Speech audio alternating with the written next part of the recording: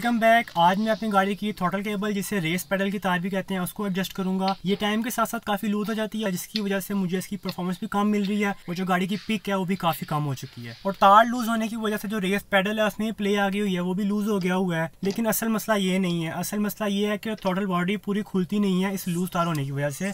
मैं आपको दिखाता हूँ। थ्रॉटल बॉडी दिखाने के लिए मैंने ये पूरा खोला है और ये आ गया पूरा बाहर।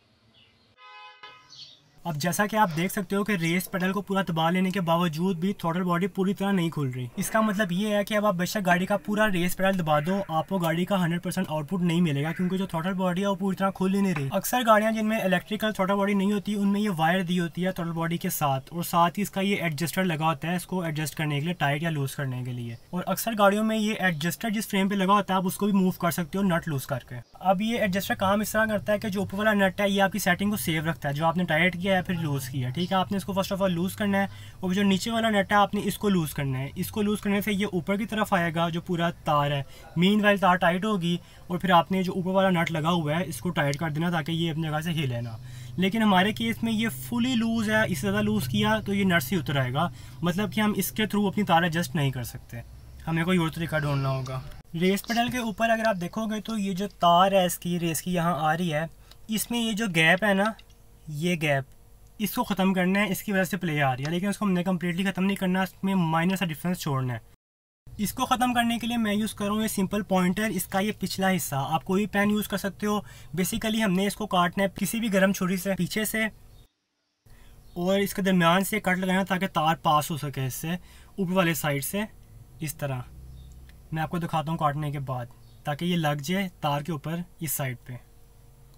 ये काटने के बाद एक लाइन बना दी हमने सिर्फ एक साइड पे ताकि तार यहाँ से आर पार हो जाए, ठीक। और साइड से काट दिया ताकि दोनों साइड इसकी ओपन हो जाए। और अब करते हैं इसको इंस्टॉल।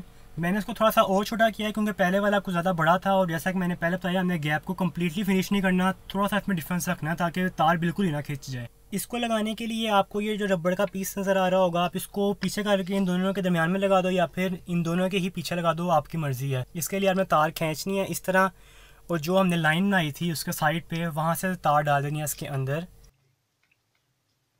इस तरह। ये हो गया फिट और कर देना है बंद। इस पीस पे जो हमने लाइन बनाई थी तार को पास करवाने के लिए उसको कवर करना है। उसके लिए या तो आप टेप यूज़ कर लो या जिप टाई यूज़ कर लो। मैं जिप टाई यूज़ करूँगा जगह काम में।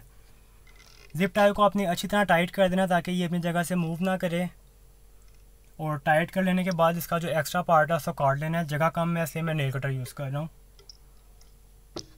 इस तरह। परफेक्ट।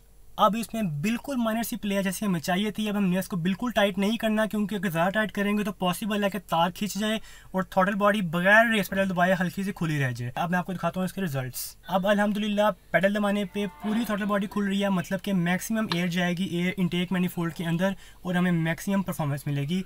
मैं आपको इसके आफ्टर और बिफोर के रिजल्ट दिखाता हूँ। ये लेफ्ट पे बिफोर के रिजल्ट्स जिसमें ये बिल्कुल माइनर से खुलती थी पूरा पेडल दबाने के बावजूद भी, और राइट पे आफ्टर के रिजल्ट्स। अल्हम्दुलिल्लाह पूरी टोटल बॉडी खुल रही है। सब कुछ फिट कर लेने के बाद आप एक बार रीचेक कर लो। That's it, thanks for watching, अल्लाह हाफिज़।